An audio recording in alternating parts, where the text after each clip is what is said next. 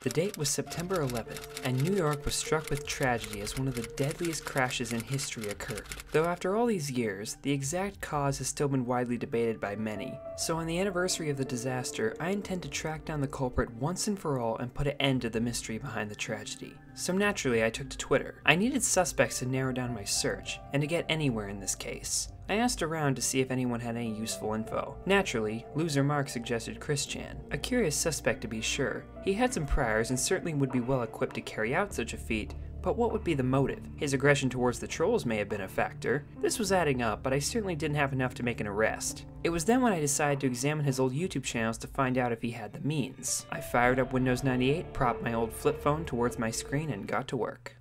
Alright, hello everybody, it's the YouTube Nobody, JustJargon here, and today we're going to be investigating Chris Chan for the 9/11 accusations.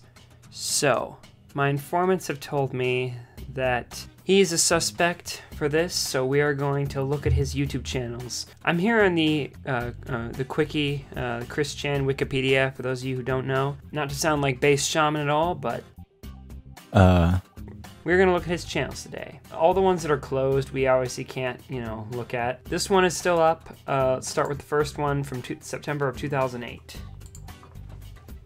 Okay, 2,000 subscribers. Oh, and look at who it is. It's Base Shaman. Is this still up? Oh, no, it's not. Quickfill.com is up for sale, for those of you who are curious. Ooh, his subscriptions. All right, let's just see if anything stands out. Little Big Planet, Not Surprised. That's pretty much that. I mean, I don't know who, if anyone, I don't know anything else that would jump out. Favorites. Sonic, huh? Not much to say here. What are his videos looking like? How many does he have?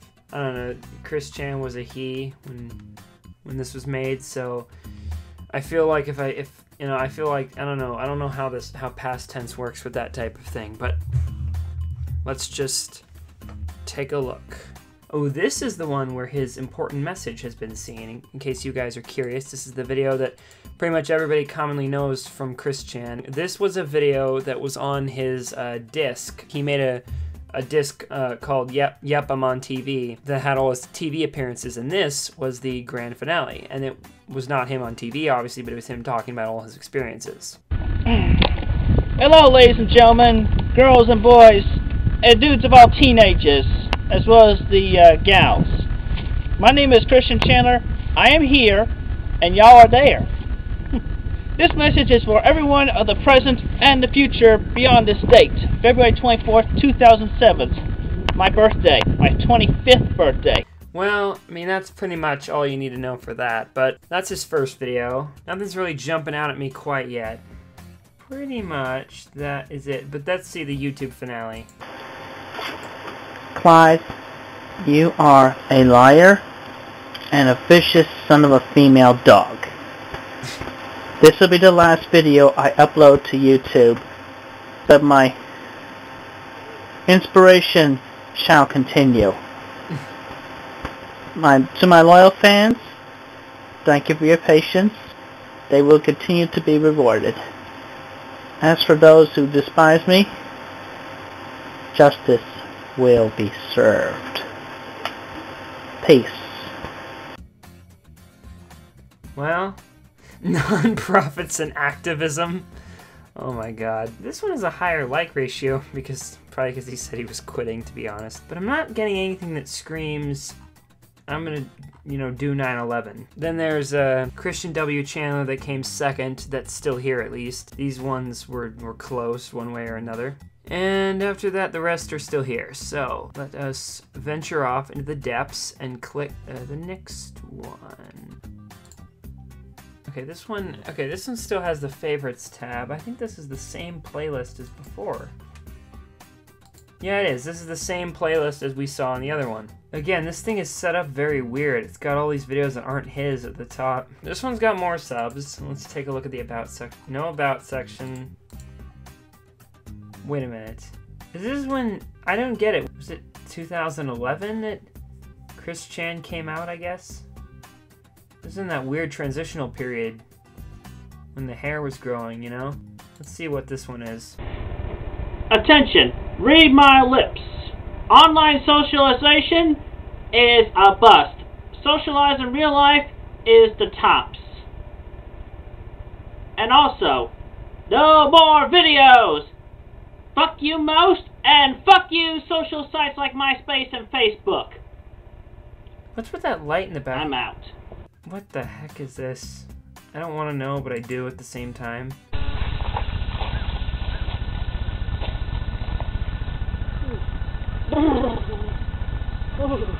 Sure is cold out here. What on earth?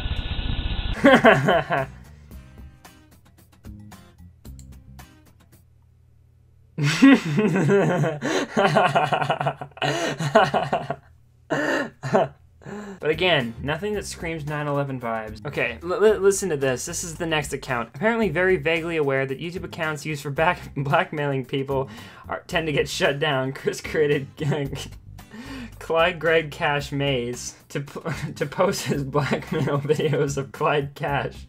So then in the unlikely event that YouTube noticed these prohibitive activity, his main channel wouldn't get shut down.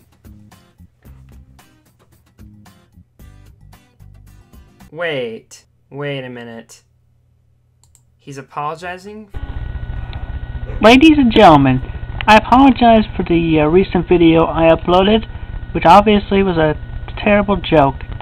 I had no intention of offending anybody on such a worldwide manner. I was meant only to offend Clyde. Okay, I really don't think Chris Chan is behind this. If he was, these 9/11 jokes probably wouldn't be here. Because he wouldn't apologize for them, because he would have no remorse. So, okay, very little in that regard. Favorites, let's see about the favorites. 2 private videos, check those later. Nothing much for videos. 216 subscribers. I'm surprised this is still here. But whatever. So yeah, Chris Chan is out. He cannot be it, but let's take a look at the last 2 channels anyway. The Quickville Guardian.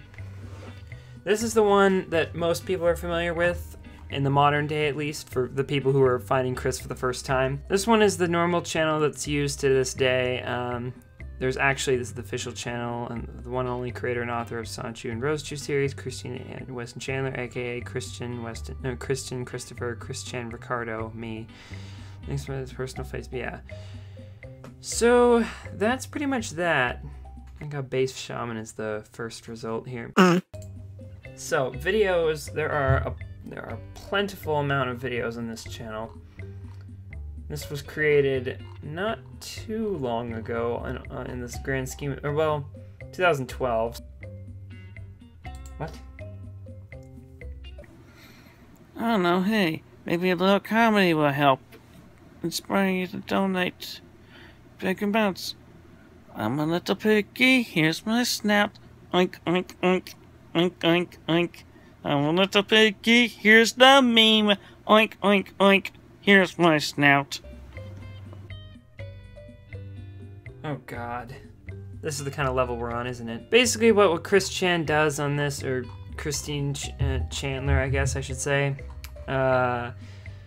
basically just fulfill fan requests and beg for money. My car is heating up worse, please buy from eBay. And see the shout outs, stuff like that, just the Patreon. And playlists, plenty of stuff here. So nothing really interesting to note. Nothing in the community tab. Yeah, just pretty much eh. Now let's open up the last channel, Christine Chandler. And these, it looks to all these are paid requests, it looks like. Because I mean, you look that one paid, the clearly a script, which Chris Chan doesn't read scripts properly. I don't know. It looks like it's a paid request. October 2013. No playlist. No featured channels. Low amount of subscribers. But yeah, Chris Chan didn't do it. Guess we have to move on. So Chris Chan was out, but by this point my Twitter had become flooded with posts from my informants. My next suspect, the Sonic Fanbase, it did seem ripe with crime. Their drive and unfiltered hate for those around them would naturally need a sinister outlet, and all I needed to do was penetrate their defenses by engaging with the site that they used to cooperate with one another and orchestrate the plan. So in order to pursue further action, I decided to enter one of the most raw and unrestrained websites on the internet, DeviantArt. I figured that by looking up Sonic, I could certainly find what I was looking for. Okay, it's time to move on to Sonic. And I just opened this up and already I'm getting weird shit. Like, I didn't even search anything. This is the default window that opens. I got freaking, this is the newest stuff. That's FNAF, freaking with a puppet and freaking Springtrap baby thing. I don't know who that is. Just stuff, weird stuff like that. I just don't. Alright, let's just search. We're gonna see if the Sonic 9/11 conspiracy people gather here. Let's see. Okay. Speed of sound Sonic. Oh, I get it. Clever. Good one. Really good one. So far, nothing that is too out of the ordinary. Nothing that screams 9/11. Is this not going to be entertaining? Is there not going to be anything, you know, that there's not going to be anything gross that's going to pop up? Because that's what I was hoping, that I'd actually have some reaction to something. There's absolutely nothing here. I was expecting. Okay, let's just look up Sonic. Let's just cut out the middleman. Look up Sonic 9/11.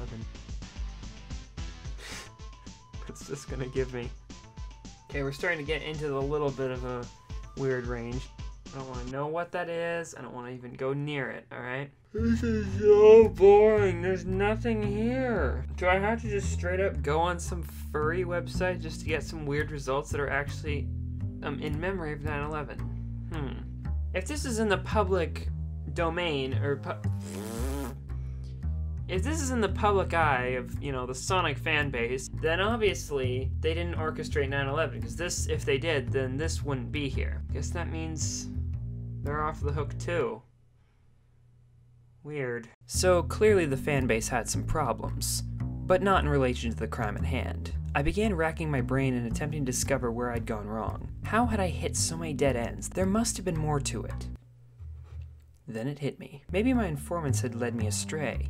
Maybe the perpetrators had a man on the inside. It was at that point that I realized maybe I couldn't even trust my own men. So, I fled to incognito mode and searched for a new suspect single-handedly, though I focused specifically on my own inner circle. There was Ellis Mark, but he was Irish and had no motive to insert himself into American affairs. There was Turkey Tom, and while he had been unreliable at times, his record had come up clean, though this could be in part because he wasn't registered as a human citizen. And just when I thought I'd hit rock bottom, I came across the one and only weak link, Asperger. Yep, that's me. You're probably wondering how I got myself into this situation. He'd been avoiding interacting with me for weeks, and while I was under the impression that it was because he doesn't like me very much, I then saw that it was actually because he was attempting to hide the truth from me. So naturally, I tried to flush him out through means of intimidation. I posted a tweet confirming that I was onto him, and one of my other allies tried to cover for him. To which I posted a logical retort. Though Asperger unknowingly confirmed his allegiance by siding with Reactor by means of a like. And if this wasn't proof enough, footage of my 1000 sub video reveals that I made a message saying, ABR did 9/11. Now based on footage from the third part of my subscriber channel review, I show no recollection of having stated this. Who's this idiot behind him? What was that last part? ABR did 9/11. Who the fuck is ABR? Some guy named, well, just his name, ABR, with, I guess the name's Asperger. Kind of a weird name. Alright, so I guess he did 9/11 then, so we know who to blame. So it led me to believe that I'd stumbled across this conclusion of Asperger being an enemy once before, only to have my mind erased to prevent the secret from getting out. Clearly, this was definitive proof that on September 11th, 1905, Asperger single-handedly caused the deadliest elevated train crash of all time. The supposed reason as to why the 9th Avenue derailment had occurred was that the motorman, Paul Kelly, failed to slow down at a curve. Though any reasonable person knows that train coal can't melt railroad tracks. And after a large amount of digging, I discovered this photo of Asperger himself at the scene of the crime tampering with the corner. The evidence was irrefutable. The article even stated that it was a disaster no one wanted to remember and was quickly forgotten except by train and New York history buffs, alluding to the fact that the corporation went out of their way to erase it from everyone's memory altogether, but train geeks were immune somehow. This explains why so much of the evidence has gone overlooked and how he'd escaped justice for this long. But the real question was why?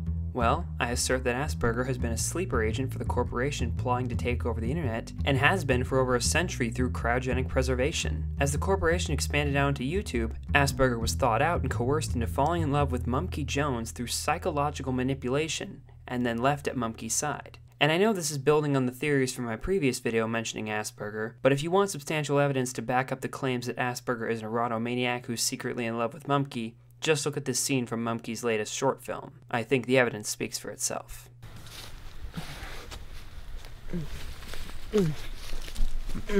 Now, as I close the books on this case, I just question why the corporation wanted to actually crash the train itself. And to this day, I have no idea. I probably never will either. They're a twisted organization with intentions that defy logic. Just trying to wrap your mind around the warped perception they must possess is enough to drive most people to insanity.